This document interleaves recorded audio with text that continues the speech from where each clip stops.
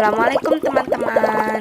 Di sini kami dari kelompok 3 akan membawakan materi tentang ganggang atau alga. Sebelumnya perkenalkan kelompok kami. Yang pertama dari Kak Nurdiana Haslindawati, yang kedua Kak Nela Aulia Saida, yang ketiga Kak Latifah Maulidia Mubarak, yang keempat yaitu Kak Zahra Akmalia. Pembahasan yang pertama, apa itu ganggang? Pengertian ganggang. Ganggang merupakan protista yang bersifat foto autotrof atau yang dapat membuat makanannya sendiri dengan cara berfotosintesis. Ganggang dapat dengan mudah ditemukan di air tawar maupun air laut. Dalam dunia tumbuhan alga atau sering disebut dengan ganggang, termasuk ke dalam tumbuhan talus karena belum mempunyai akar, batang, dan daun secara jelas. Tumbuhan ganggang ada yang bersel tunggal, ada pula yang bersel banyak dengan bentuk serupa benang atau lembaran. Tumbuhan ganggang sebagai tumbuhan yang hidup di air, baik di air tawar atau di air laut. Ada ganggang yang dapat bergerak aktif, ada juga yang tidak. Jenis ganggang yang bergerak memiliki alat untuk bergerak. Faktanya, ganggang dapat dengan mudah ditemukan di air tawar maupun air laut. Ada yang hidup dengan cara menempel di suatu tempat atau melayang-layang di air. Pembahasan selanjutnya, apa sih ciri-ciri dari ganggang? Ciri-ciri ganggang. 1. Umumnya hidup di perairan atau tempat yang lembab. Mengapa ganggang umumnya ditemukan di tempat-tempat yang lembab? Karena tempat-tempat tersebut banyak yang mengandung zat organik, sedikit asam, dan kurang sinar matahari yang baik bagi pertumbuhan ganggang. 2. Belum memiliki akar, batang, dan daun sejati. Tumbuhan yang tidak memiliki akar, batang, dan daun sejati sering disebut dengan tumbuhan bertalus.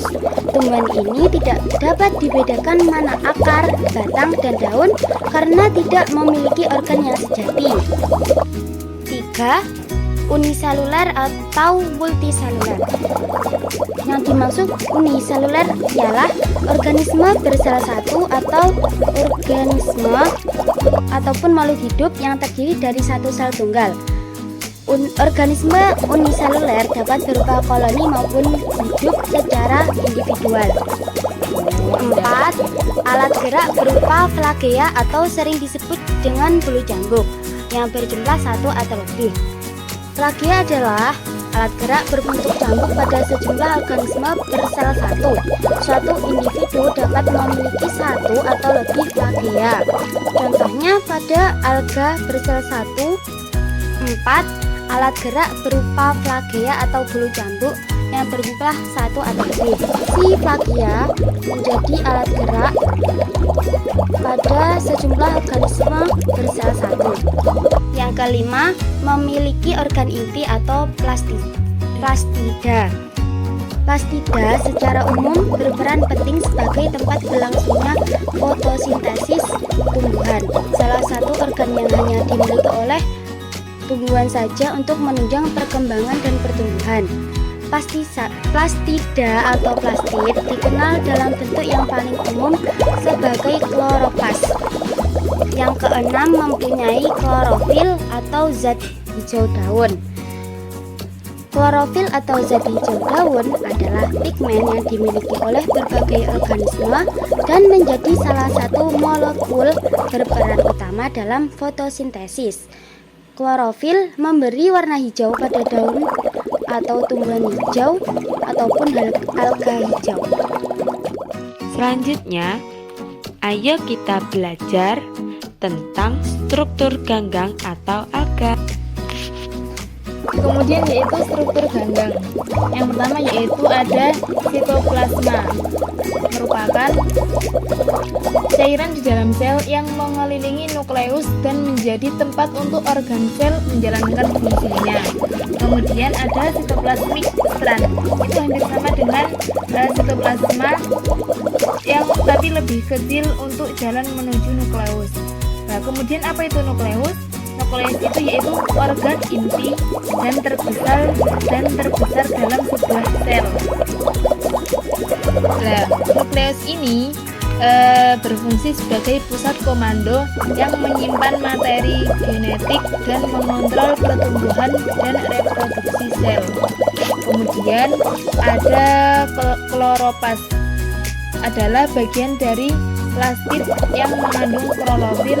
Di dalam kloroplas berlangsung fase terang dan fase gelap dari fotosintesis tumbuhan.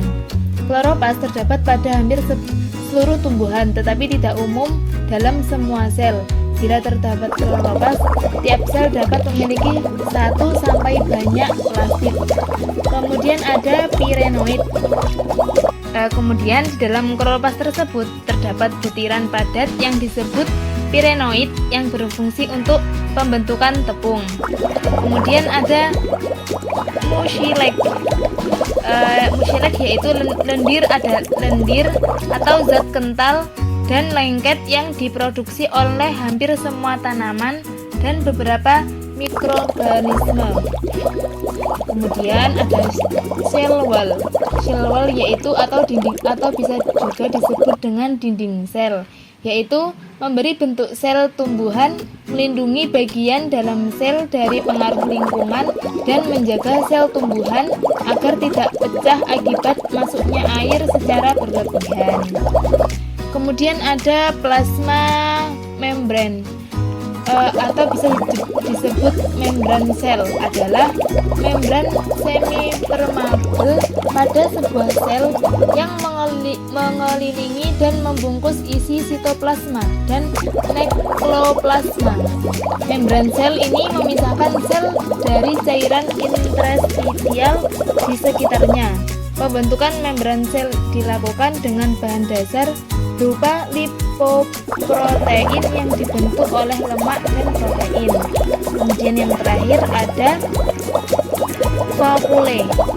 Ini berfungsi mempertahankan tekanan turgor dengan mengatur aliran osmotik air. Selanjutnya, apa saja jenis-jenis ganggang atau alga? Jenis-jenis ganggang. Yang pertama ada ganggang hijau, yaitu ganggang chlorophyta. Ganggang ini banyak dijumpai pada tempat-tempat yang lembab, air tawar, dan laut. Ciri-ciri chlorophyta yaitu struktur tubuhnya ada yang uniselular soliter, ada pula yang berkoloni atau berkelompok. Bentuk tubuh chlorophyta bermacam-macam, ada yang bulat, berbentuk filamen, lembaran, dan ada yang menyerupai tumbuhan tinggi. Yang kedua ada ganggang coklat atau phaeophyta. Bentuk tubuh ganggang coklat menyerupai tumbuhan tingkat tinggi, panjangnya sampai beberapa meter. Ganggang coklat memiliki ciri-ciri sebagai berikut. Ukuran talasnya mikroskopis sampai makroskopis, berbentuk filamen bercabang, tidak bercabang, dan ada juga yang tegak. Yang keempat yaitu ganggang keemasan atau disebut chrysophyta. Habitat ganggang ini di air tawar, laut, dan tempat basah. Ciri-ciri chrysophyta antara lain bentuk talus beraneka ragam, yaitu batang, telapak tangan, dan bentuk-bentuk campur, misalnya pada diatom terdiri dari wadah atau hipoteka dan tutup atau epitika, dan di antara wadah dan tutup terdapat celah atau raf. Contoh ganggang keemasan yang terkenal yaitu diatomai, yang cara reproduksinya dapat dijelaskan sebagai berikut. Reproduksinya aksesual dengan cara membelah, yaitu sel diatomai membelah diikuti pembelahan plasmanya menjadi dua. Yang kelima, ganggang api atau pyrrhophyta. Ganggang api sering disebut dengan dinoflagellata. Contoh dari ganggang api adalah Radium. Sebagian besar ganggang api hidup di laut dan ada juga yang hidup di air tawar. Ganggang ini mempunyai ciri tubuhnya bersel satu, dinding sel berupa lempengan selulosa yang rapat, dapat bergerak aktif. Di luar sel terdapat celah dan alur yang masing-masing dilengkapi dengan satu flagel per klorofil. Yang keenam, ganggang kuning hijau atau Xanthophyta. Ganggang ini merupakan salah satu yang terkenal dalam divisi ini dan tersebar luas di tanah lembab dan dalam air. Diketahui ganggang ini hidup di air tawar dan marin. Tubuhnya berbentuk tabung agak bercabang-cabang. Yang keenam, ganggang Iclinoid atau Iclinophyta.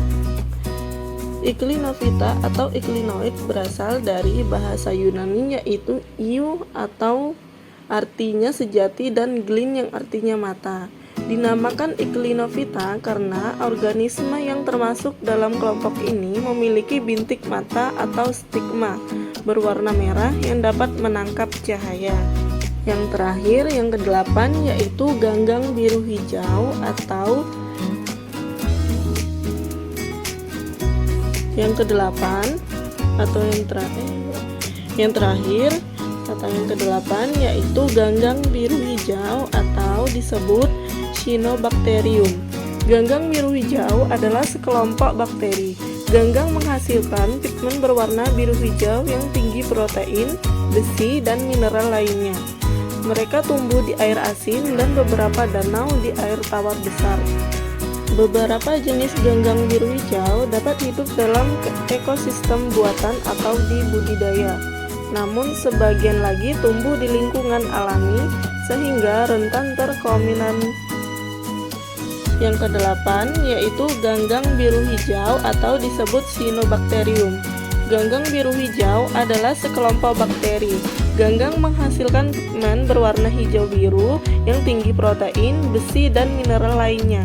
Mereka tumbuh di air asin dan beberapa danau air tawar besar. Beberapa jenis ganggang biru hijau dapat hidup dalam ekosistem buatan atau di budidaya.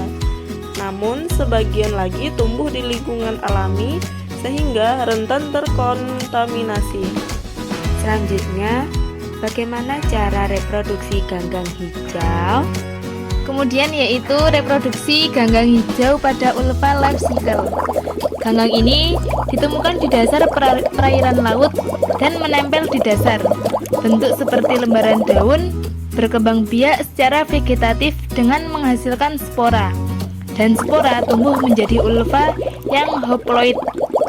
Ulva haploid disebut gametofit haploid. Kemudian secara generatif menghasilkan gamet jantan dan gamet betina. Pertemuan gamet jantan dan gamet betina akan menghasilkan zigot. Zigot berkembang menjadi ulva yang diploid disebut sporofit. Selanjutnya, sporofit membentuk spora yang haploid setelah mengalami meiosis. Selanjutnya mengalami mitosis dan menghasilkan gametofit haploid. Kemudian, siklus hidup ulva merupakan suatu contoh pegiliran generasi isomorfik, generasi seksual haploid, gametofit, dan generasi diploid atau sporofit. Identik dengan penampakan atau isomorfik. Kemudian proses siklus ulva yaitu gametofit menghasilkan gamet, kemudian membentuk zigot melalui singami. Kemudian zigot berkembang menjadi sporofit, kemudian berkembang menjadi sporongia. Sporongia menghasilkan sel-sel reproduksi yang disebut zoospor. Sel-sel ini berkembang secara langsung menjadi gametofit. Di sini, siapa yang tahu manfaat dari ganggang? Manfaat ganggang. Yang pertama ada ganggang hijau. Manfaatnya yaitu yang pertama menurunkan berat badan, yang kedua mencegah terjadinya kanker, dan yang ketiga menjaga kesehatan jantung. Yang kedua yaitu ada ganggang coklat. Manfaatnya yang pertama yaitu sebagai pembentukan es krim, kedua sebagai pembentukan pil dan salep, dan yang ketiga sebagai pembersih gigi. Kemudian ganggang merah. Manfaatnya yang pertama yaitu menurunkan kolesterol, yang kedua sumber zat besi yang baik, dan yang ketiga membantu mencukupi asupan yodium. Kemudian ganggang keemasan. Manfaat yang pertama yaitu sebagai bahan peledak, yang kedua bahan campuran semen dan cat, yang ketiga bahan pembuat kaca. Kemudian ada ganggang api. Manfaatnya yang pertama yaitu sebagai kosmetik, yang kedua sebagai bahan pengeras es krim, dan yang ketiga sebagai obat. Kemudian ada ganggang kuning hijau. Manfaatnya yang pertama yaitu sebagai tambahan cat untuk meningkatkan reflektivitas. Kemudian yang kedua sebagai pasta gigi, dan yang ketiga sebagai plankton di laut dingin sebagai produsen utama. Kemudian ada ganggang biru hijau atau Cyanobacterium. Manfaatnya yang pertama yaitu penghasil protein kecil, vitamin, beta karoten, dan mineral. Yang kedua meningkatkan kekebalan tubuh, dan yang ketiga yaitu penyubur tanah. Kemudian yang terakhir yaitu ada englonoid atau englonopita. Manfaatnya yang pertama yaitu sebagai pencerna organik, yang kedua sebagai fitoplankton yang berfungsi sebagai makanan ikan, dan yang terakhir yaitu manfaat yang terakhir sebagai penyedia oksigen bagi makhluk hidup yang berada di perairan. Karena materi telah disampaikan, waktunya kuis. Soal yang pertama. Ganggang merupakan protista yang bersifat A. Heterotrof, B. Autotrof, C. Fotoautotrof, D. Fotosintesis. Kira-kira jawabannya apa ya?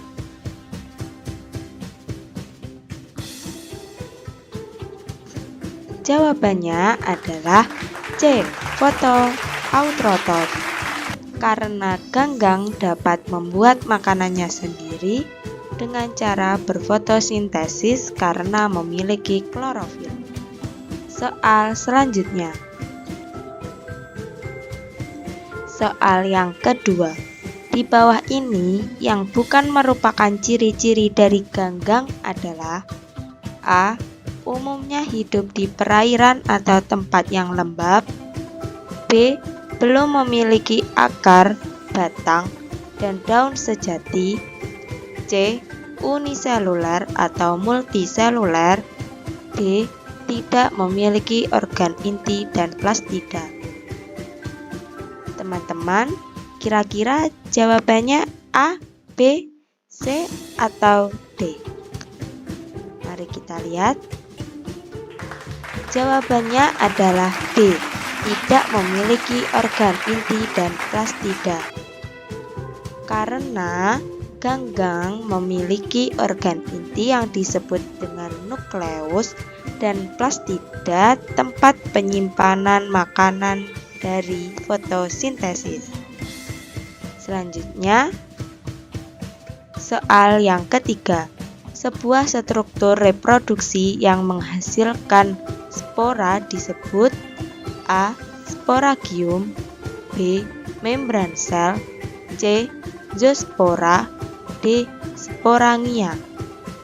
Teman-teman, kira-kira sudah tahu atau belum jawabannya? Mari kita lihat. Jawabannya adalah A.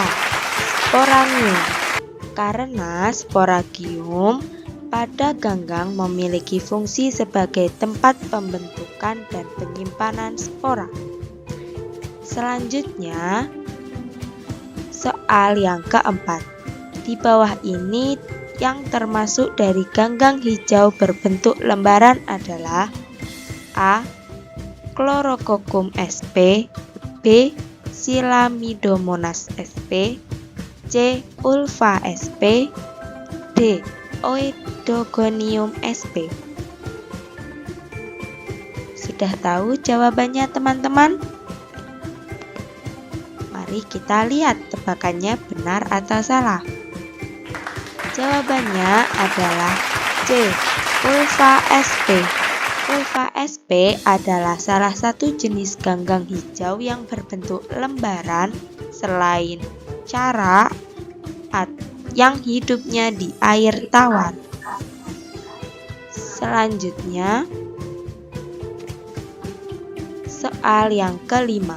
Ditemukan ganggang di laut berbentuk seperti lembaran dan berwarna hijau cerah, mempunyai satu inti dan kloroplas, reproduksi aseksual dengan zoospora berflagel 4. Ganggang yang dimaksud adalah A.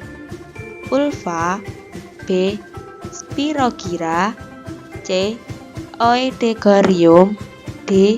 Laminaria. Sudah tahu jawabannya teman-teman? Mari kita cek. Jawabannya A. Ulva.